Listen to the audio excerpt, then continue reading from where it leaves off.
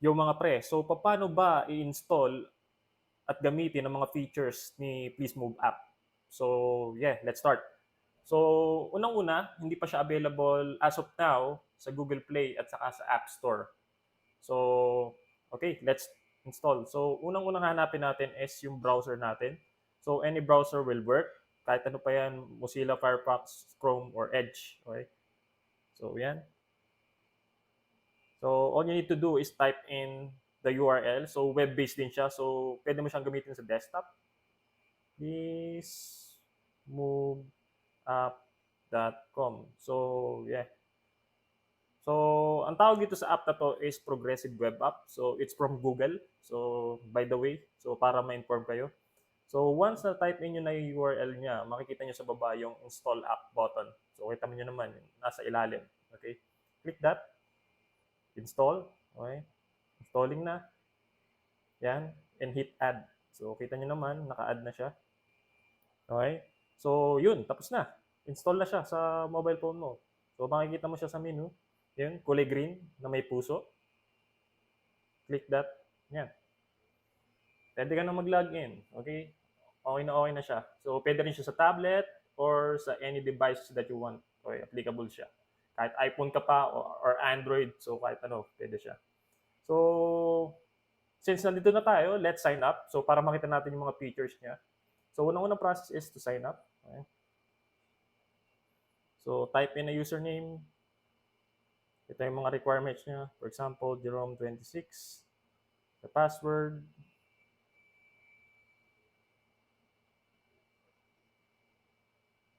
Then, the email is Jerome26, for example.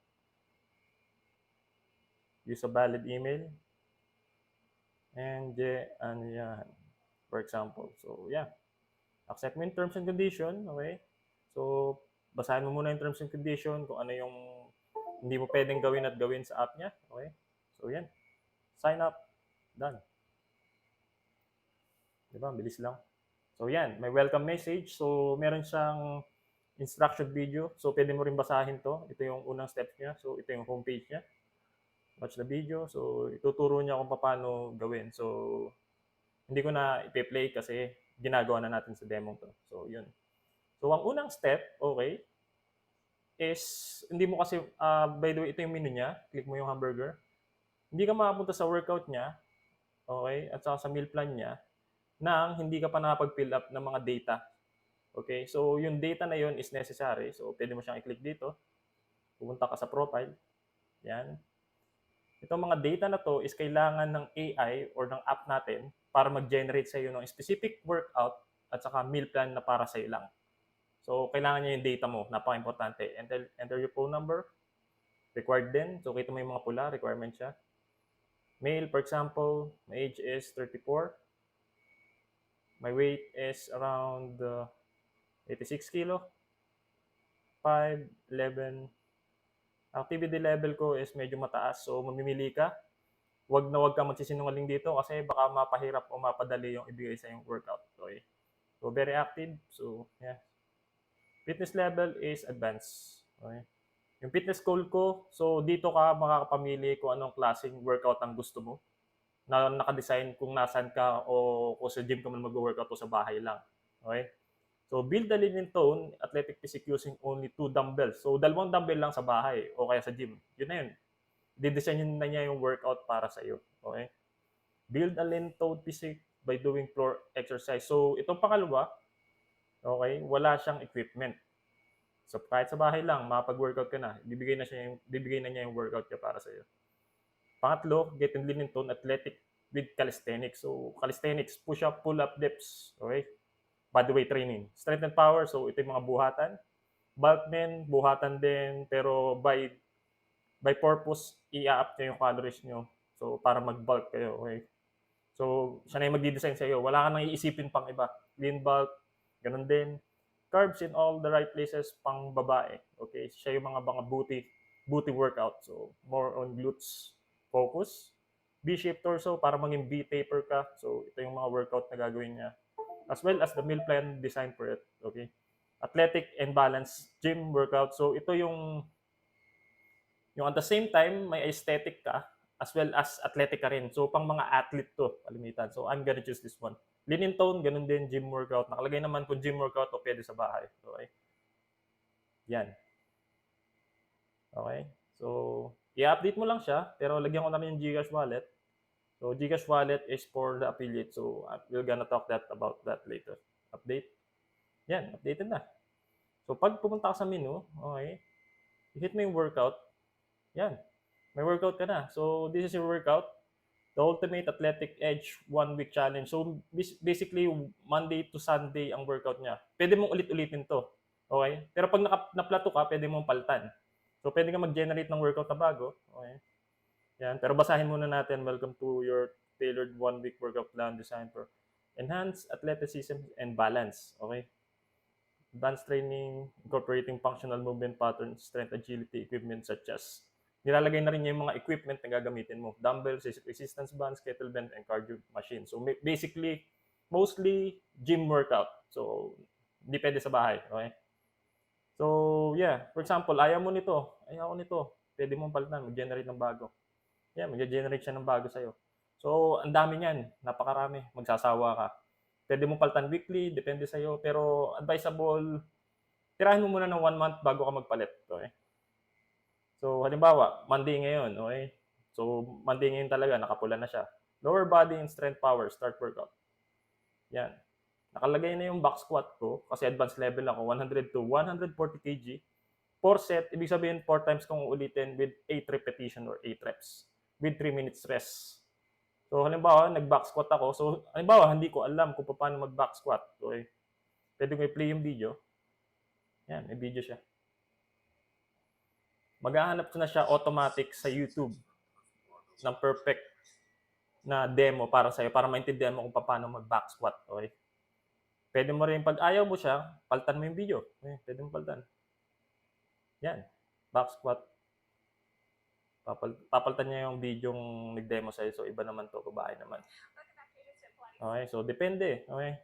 Pag ayaw mo yung workout, pwede siyang palitan ng alternative exercise. Click the alternative exercise button. Okay? Front squat naman ang pinalit niya. So, ganun din. So, sa rest timer, so nakalagay 3 minutes, meron tayong rest timer. Yan. Para pag nakatambay ka, tutunog siya. Pag pagka natapos na yung rest time mo, and then tira uli na second set, kung 4 set siya or third set. So, depends on you. So, yan. Napakalupit niya. Meron din siyang notes. Halimbawa, nag-enjoy ka sa workout. Ang kinaya ko lang ay only did 50 kg. So, para may track ka, pwede mo insert yung record niya. Yan, may record ka na. Close mo ulit. Makikita mo siya dito sa notes. Okay. Yan, nakalagay na dyan yung data. Date, saka yung goal mo. Kung ano yung note mo. Okay. Workout plan. Balik ulit tayo dyan. So, yan. Yun yung mga kaya niyang gawin. Pwede mo restore default, balik mo sa dati. Yun, siya na yung dati. Binalik mo na sa dating setup. Okay. So, yun. Napakadali niyang gamitin. Okay. Walang ka-hassle-hassle yan. Lahat. Gagawin mo na lang. Nakalagay na yung rest timer mo. May timer pa. Pwede mong palitan pag ayaw mo. So, yun. Balik tayo dito. Okay. So, yung pan-Tuesday mo, upper body naman. Yan. Diba? Oh, ayan. Bench press. 60 to 100 kg. Sundin mo lang yung range ng weight at saka yung sets at saka yung rep. Repetition. Okay. Pull up. So, yan. Palitan mo pag ayaw mo. So, yun. Straight to the point. So, mapunta naman tayo sa meal plan. So, napakalupit ng meal plan nito, men. This meal plan is designed to provide the balanced nutrition with a caloric intake range of 3,100 calorie per day. So, yun yung TDEE ko o yun yung computed ng BMR ko. Okay? Kung familiar ka, i-google nyo na lang. So, yun. Saka, lahat ng meal plan na to nakadesign na pang Pilipinas lang yung mga ingredients. So, hindi ka mahirapan maghanap. Saka pagkaing Pilipino. Okay? May mga tips pa nakalagay. So, yan, ito. Check natin yung pang Monday natin. Fuel your day with balanced nutrition. Okay, yan. Check mo yung pang-almusal ko. Pork tapa with fried rice and scrambled eggs. 800 calories. Yung ingredients na nakalagay na. Pork, 200 grams, 2 tablespoons. So, sukat na sukat. Pati instruction nakalagay na. Marinate pork with soy sauce, fry, marinate, cook. Yan, and sea salad. Okay? So, yun. Yan. Yun. Napakadali niya. So, pag kinulang ka pa, may preparation instruction pa siya. Yan. Yan. Yan, di ba? Kung paano mo ipe-prepare siya. So, pwede mong palitan yung video pag ayaw mo nung nagpe-present sa'yo nung tawag dito, nung meal na yun. Okay? Pwede mong palitan. So, yun. So, by the way, nakalagay dito na pagka per sign up mo, meron kang, this is a 7-day free trial. So, 7 days mo siyang malalaro, magagawa, o magagamit. After nun, magbabayad ka na, punta ka sa payment section. Yan. Kita mo. May payment instruction naman kung paano siya gawin. Pricing niya is $399, $750, $11. So, hindi ka muna magbabayad sa una, libre siya. Okay. Yun. So, sundin mo lang yung instruction na to. Choose a prepared payment method. Send the payment receipt. Ito, yung blue button. Send mo direkta sa messenger ng Please Move App admin. So, kami yung mag-a-approve sa'yo. So, once nagbayad ka na, send me receipt. Sa messenger namin, may blue link naman dito. Pwede mong i-attach dyan. And then, kami na yung bahala. I-approve namin automatic. So, magkakaroon ka notification. So, yun lang. So, napakalupit ng workout na to. Okay? So, yeah. At saka meron pa.